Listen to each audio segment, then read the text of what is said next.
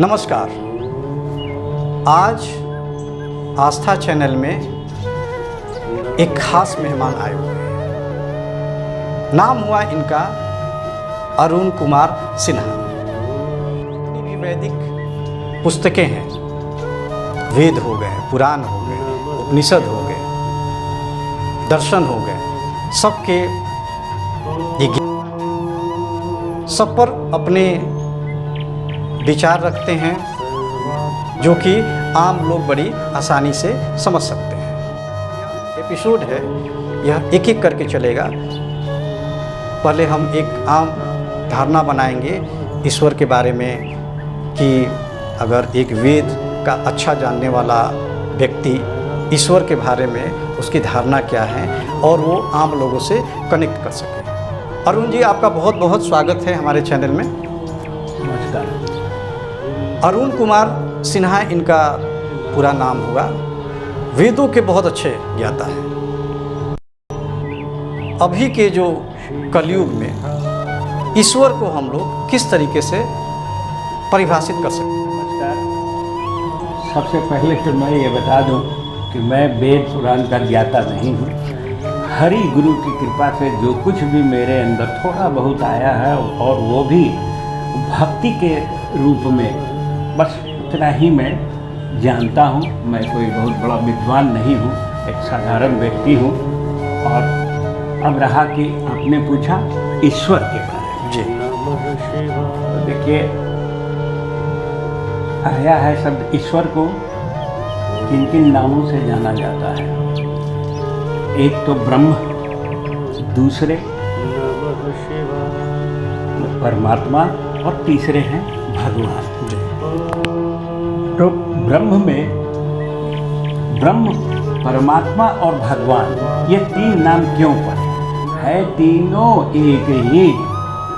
तीनों में शक्तियाँ, सभी शक्तियाँ विद्यमान हैं, लेकिन एक को ब्रह्म क्यों कहा जाता है, एक को परमात्मा क्यों कहा जाता है और एक को भगवान क्यों कहा जाता है? तो आप इस तरह से समझिए कि जल है और एक जल को गर्म करेंगे तो वाष्प बनेगा।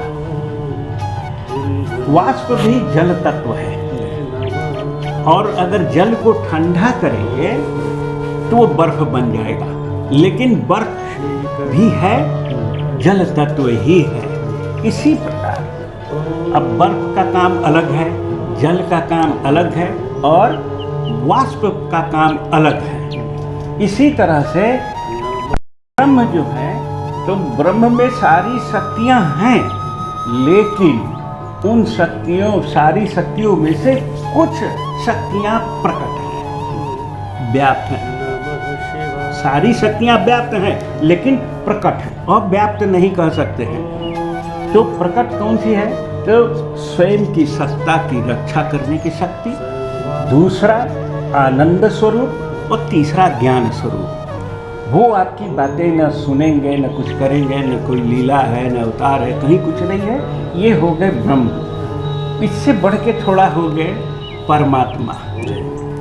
परमात्मा का रूप है भी और नहीं भी है। वो चतुर्भुज रूप में आ जाते हैं परमात्मा, जिनको नारायण कह सकते हैं। उनमें बहुत सारी शक्तियां हैं। और उससे बढ़कर श्री कृष्ण जो भगवान कहलाए जाते हैं, वेद में सब ईश्वर परमा कृष्ण कहा जाता है। तो भगवान जो है वो श्री कृष्ण है। तो इन सबों से सारी शक्तियां भगवान श्री कृष्ण में प्रकट हैं। इनके अतिरिक्त वहाँ भगवान के पास में लीला भी है और परिकर भी है। लीला न तो परमात्मा कर सकते हैं और न ही ब्रह्म कर सकते हैं, ये भगवान के पास ही है।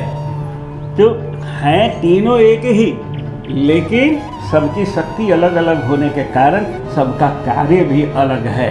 तो भगवान सबसे, मैंने सारी शक्तियाँ उनमें प्रकट हैं, ये माना जाता है। इन्हीं से ये सभी कारणों के कारण बताए जाते हैं वेद में, पुराण में, गीता में। भगवान स्वयं अपने कहते हैं कि मैं ही सभी कारणों का कारण हूँ।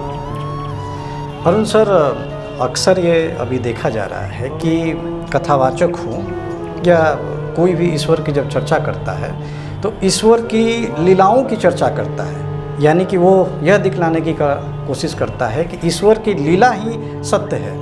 ईश्वर के बारे में चर्चा कम सुनने को मिलती है। तो क्या ये सही है कि केवल ईश्वर की लीला के बारे में ही चर्चा की जाए? अब देखिए, यहाँ आता है भगवान और भगवान, जिसको ईश्वर कहते हैं, 6 हैं उनके। जी। तो भगवान का रूप, भगवान के गुण, भगवान के लीला, भगवान के धाम और भगवान के संत, जी। 6 आ गए। इन 6 में और भगवान में कोई अंतर नहीं है। इसलिए भगवान की लीलाओं का भी चर्चा अगर होता है तो भगवत चर्चा है, उनके नामों की चर्चा हो रही है तो उनकी चर्चा हो रही है, उनके गुण की चर्चा हो रही है तो भगवान की चर्चा हो रही है, उनके धाम की चर्चा हो रही है तो भगवान की चर्चा हो रही है।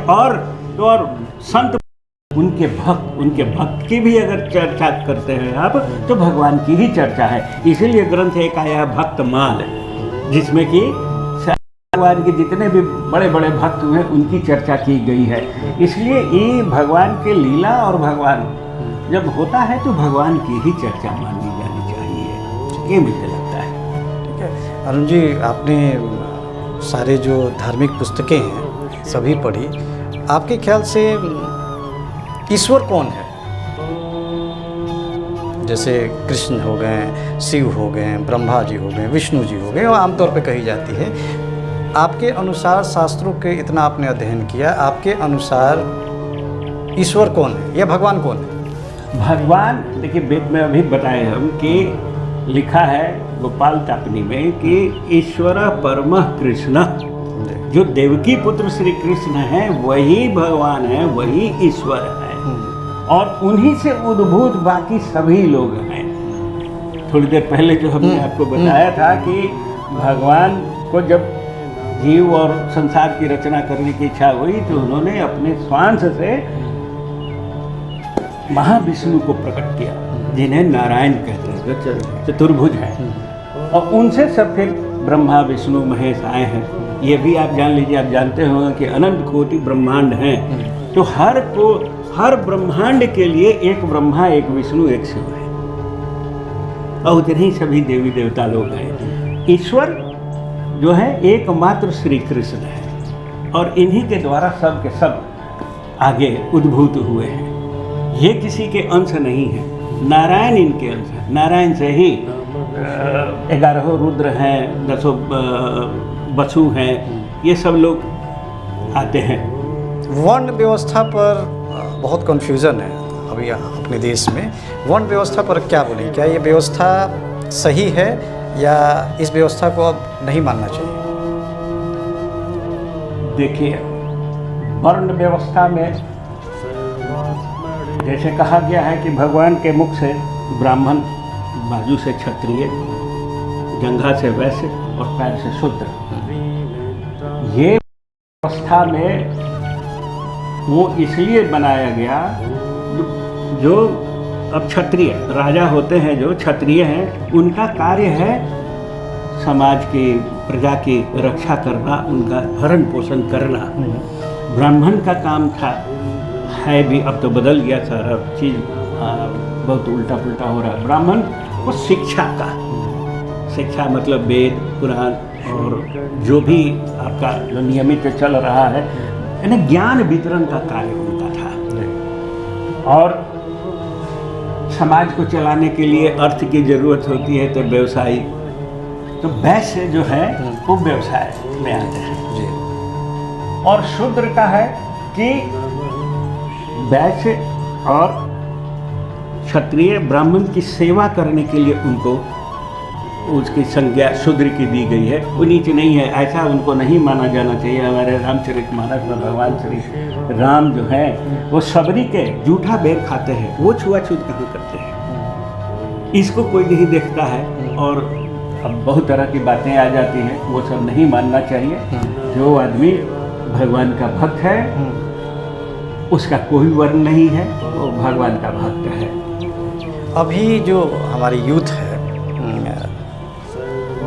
आप इनसे गीता को कैसे कनेक्ट कर पाएंगे? कि ये धीरे धीरे हमारे जो शासक वर्ग आते गए हैं, देश में मुगल आया, फिर अंग्रेज आए, फिर और ऐसे जो भी चला, और भी तरह तरह के सब लोग आ रहे हैं। यूथ को तो देखिए, एक चीज़, अभी गीता का आपने नाम लिया। गीता एक ऐसा ग्रंथ है जो किसी संप्रदाय विशेष के लिए नहीं है, ये मानव मात्र के लिए है। अब उसमें कोई भी जाति हो, कोई भी परंपरा को मानने वाले हैं, कोई भी पंथ को मानने वाले हैं, वो सबों के लिए कहा गया है गीता। वो जीव मात्र के लिए कहा गया है कि जीवों का, जो मानव का क्या कर्तव्य होना चाहिए, कैसे होना चाहिए, इस पर भगवान ने प्रकाश डाला है। और गीता ही एकमात्र ऐसा ग्रंथ है जो हम समझते हैं, उपनिषद, उसमें उपनिषद में आता है कि ये भगवान के मुख से निकला है। क्योंकि भगवान के मुख से ये गीता जी निकली है, तो इन्हीं में सब के सब मेरे ख्याल से सारे वेद पुराण इनके अंदर स्वयं समाहित हैं। और इसका अध्ययन सबों को करना चाहिए, क्या हिंदू, क्या मुस्लिम, क्या ईसाई, क्योंकि मानव मात्र के लिए है। और गीता ही एकमात्र मेरे ख्याल से ऐसा है जो आपके जीवन के सारी समस्याओं का हल वो आपको प्रदान करेगा। इसलिए गीता का कम से कम एक श्लोक तो जरूर बच्चों को पढ़ाइए प्रतिदिन। 700 श्लोक है, 700 मैंने 2 साल में एक श्लोक कोई अगर इसको देखेगा, समझेगा, याद करेगा, 2 साल में गीता पर आ जाएगा और उसमें भयानक परिवर्तन हो जाएगा। उसका सोच बदल जाएगा, जीने का उसका राह बदल जाएगा, और वो सबों से प्रेम करने लगेगा। किसी से घृणा की बात नहीं है कि ये उस संप्रदाय का, उस संप्रदाय का नहीं, सब एक है, सारे के सारे भगवान के हैं। ये जाति पंथ ये सब तो हमारे बनाए हुए हैं, ये मनुष्यों का बनाया हुआ है। तो गीता बहुत फ्रूटफुल है। अब पॉलिटिक्स में लोग इसको अब कुछ और अर्थ निकाल लें, कुछ कहें तो उसके लिए तो हम लोग नहीं कुछ कर सकते हैं। ये अब आगे हमारे देश के जो कर्णधार नेता लोग हैं उस पर विचार करेंगे। लेकिन एक ये है कि गीता का पढ़ाई शुरू से ही, 4-5वां क्लास से ही इसको शुरू कर देना चाहिए, बताना चाहिए।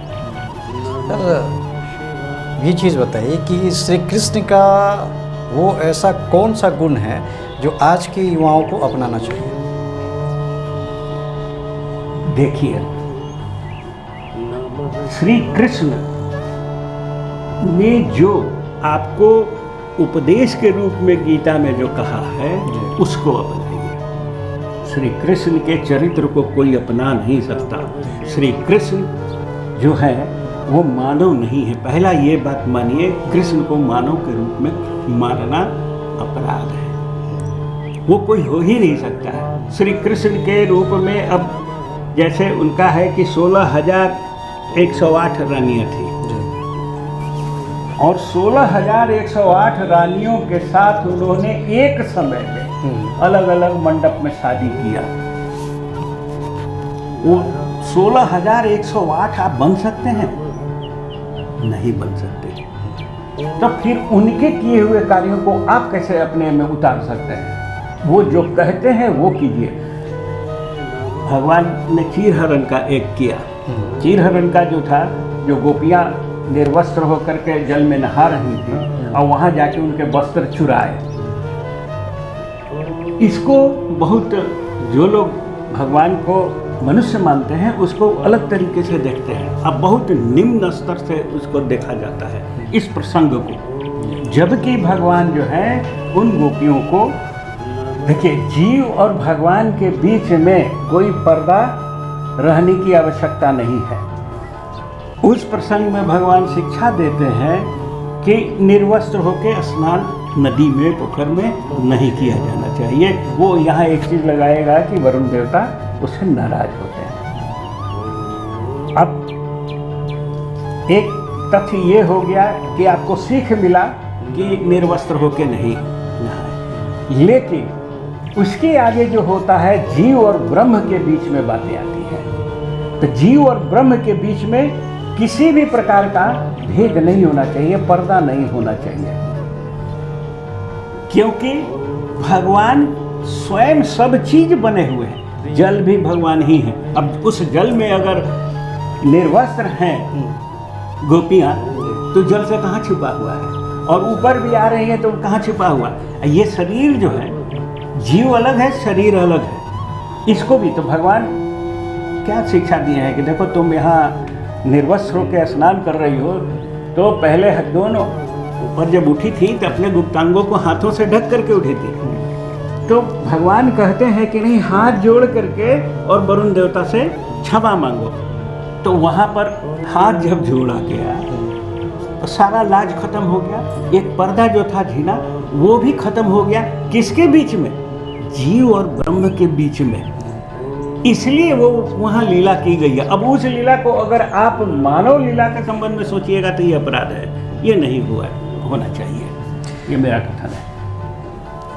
अरुण सर, एक हमारे मित्र हैं, कम्युनिस्ट मित्र हैं, अभी वो विधायक भी रहे हैं, नाम लेना नहीं चाहेंगे, लेकिन एक बातचीत के क्रम में उनका एक प्रश्न था कि जब अरुण जी आएंगे तो उनसे एक प्रश्न कीजिएगा कि जब कृष्ण अर्जुन को उपदेश दे रहे थे तो उपदेश देते देते सारी चीज़ें उन्होंने बताई, फिर भी अर्जुन नहीं माने।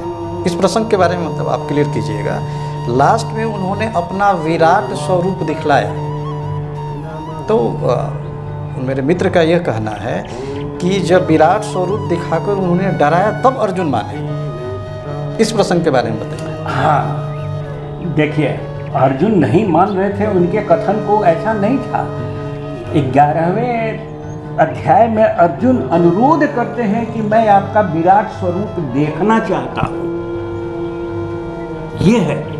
तो भगवान ने कहा कि देखो, मुझे देखने के लिए ये विराट स्वरूप दिव्य है, इसको देखने के लिए मानव दृष्टि पर्याप्त नहीं है, इसमें दिव्य दृष्टि चाहिए, मतलब मेरी दृष्टि चाहिए, भगवान कह रहे हैं। तो भगवान ने उनको अपनी दृष्टि दी, और उसके बाद जब विराट रूप दिखला रहे हैं, अब आप समझिए कि भगवान जब अर्जुन को अपना शक्ति भी दिए हुए हैं, और उस विराट स्वरूप को देख करके, विराट स्वरूप सिर्फ नहीं है, उसमें इतना तेज है कि करोड़ों अरबों सूर्य का प्रकाश है, एकदम उनके सामने। तो ज्यादा प्रकाश हो जाएगा तो कुछ दिखाई नहीं देता है। तो समझिए उसको कि इतना देख कर वो एकदम थर-थर कांपने लगे कि ये क्या हो गया, जबकि भगवान की शक्ति उनको मिली हुई। साधारण का तो बात ही छोड़ दीजिए, वो तो भस्म में हो जाएगा, उसका कुछ पता नहीं चलेगा। फिर अर्जुन ने कहा, उनसे प्रार्थना किया कि सरकार आप अपने उसी रूप में आइए, ये आपका जो तेज है हमसे बर्दाश्त नहीं हो रहा है, ये उन्होंने कहा है। 11वें अध्याय में गीता के, इसको देख लीजिएगा, आपको 54-55 श्लोक है। नहीं, ये जो प्रश्न हुआ कि अर्जुन डर के मान गए, इस पर क्या कहना है आपका? नहीं, डर उतना तेज था, उनको ये तेज नहीं बर्दाश्त हो रहा था, एकदम हाथ पैर कांप रहा था उनका। उन्होंने कहा कि सरकार ये रूप आपका जो तेज है हमको बर्दाश्त नहीं हो रहा है। डर की बात कहें, जो भगवत प्राप्ति किए हुए हैं उसको डर नहीं है। डर किस बात का है? डरने का मतलब क्या है कि आपको अपना जीवन का भय। अर्जुन तो भगवत प्राप्ति किए हुए हैं और वो ये जानते हैं कि जीव जो है, शुरू में ही दूसरे ही अध्याय में भगवान ने कह दिया है कि ये जीव जो है अमर है, इसकी मृत्यु नहीं होती है, मृत्यु शरीर की होती है। फिर उनको डर किस बात का होगा? ये उनसे उनका तेज, भगवान का तेज जो है ना, उनके शक्ति मिलने के बावजूद भी अर्जुन से बर्दाश्त नहीं हो रहा था, उनको सहन नहीं कर पा रहे थे। इसलिए उन्होंने कहा कि अब ये आप अपना स्वरूप जो है अपने आप में समेटिए और पहले वाले रूप में आइए, वही जो है प्रेम करने लायक है। ये स्वरूप में प्रेम नहीं हो सकता है, यही आपका असली स्वरूप है, असली स्वरूप में रहिए। देखने की इच्छा प्रकट की थी, भगवान ने दिखला भी दिया। डरने की बात नहीं है, जो भगवान को प्राप्त कर चुका रहेगा उसमें डर की कहाँ बात है। इसलिए ये सब चीज़ तो होना ही नहीं है। उनके यहाँ डर कहाँ है अर्जुन को? अर्जुन तो जब स्मरण होगा कि जब अभिमन्यु का बदला लेने के लिए जयद्रथ से कहे थे कि उसको अगर शाम तक नहीं मारे तो हम चिता में समा जाएंगे। आम आदमी को कहिए जरा सा आग में यहाँ ठेकाइएगा तो छिलबला के तुरंत हट जाएगा, उनको अग्नि से डर थोड़े था। अब वे जान रहे थे कि शरीर त्याग देंगे, अपने आप को मरने का बाद तो जीव अमर है ना। ईश्वर अंश जीव अविनाशी, चेतन अमल सहज सुख राशि, यहाँ कहीं कुछ नहीं है गंदगी। के साथ, शरीर के साथ मिलने से सब गड़बड़ी हो गई है, तो डर नहीं है। वो गलत विश्लेषण है या गलत सोच है। अर्जुन में डर नहीं है। दैनिक जीवन में गीता का कितना प्रभाव है? दैनिक जीवन में अगर गीता को आपने अपना लिया तो आप, मैं तो एक ही चीज़ कहूँगा कि आप भी भगवत स्वरूप हो जाएंगे। गीता इतनी बड़ी चीज़ है, गीता की इतनी बड़ी चीज़ है कि अगर आप अक्षरशः उसका अपना लिए, अपने अंदर उतार लिए, आप भी भगवत स्वरूप हो जाएंगे। तो से एक लास्ट प्रश्न लेंगे और फिर नेक्स्ट एपिसोड में हम लोग विशेष तौर पे गीता के प्रथम अध्याय से लेके और आखिरी अध्याय तक चर्चा करेंगे। सर, ये बताइए कि हमारे देश में भगवान को मानने वाले भी हैं, भगवान को न मानने वाले भी हैं। मानने वाले तो ठीक है, गीता को मान जाएंगे। न मानने वाले जो लोग हैं वो गीता को किस तरीके से एक्सेप्ट करेंगे? नहीं मानते हैं तो किसी तरह से एक्सेप्ट नहीं करेंगे, किसी तरह से एक्सेप्ट नहीं करेंगे।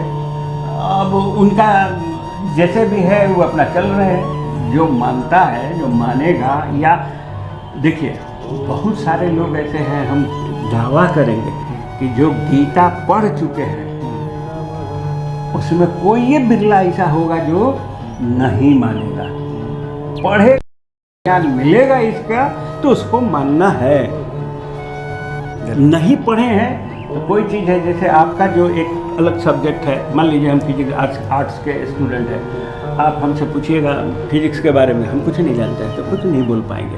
और आप कहिएगा कि इसमें ऐसे करने से ऐसे हो जाता है, हम नहीं मानेंगे क्योंकि हम पढ़े नहीं हैं। पढ़ेंगे, उसका अध्ययन करेंगे तो जरूर उसका असर होगा। आज दर्शकों को बहुत सारी जानकारी मिली। अरुण सर ने गीता के मुख्य बिंदुओं पर प्रकाश डाला, ईश्वर, परमात्मा, देवी देवताओं के बारे में अच्छी जानकारी दी। हम लोग आगे से भी जो एपिसोड करेंगे उसमें नियमतः गीता के हर पाठ पे, हर श्लोक पे विचार करेंगे कि आम जन तक ये चीज़ें बहुत आसानी से कैसे पहुंच सके या आम जन इसको बहुत जल्दी से समझ सके और हमारे देश का भला हो सके तो इस विश्व का कल्याण भी हो। अरुण जी, हमारे स्टूडियो में आप आएँ, इसके लिए आपका बहुत बहुत धन्यवाद। जय श्री हरि।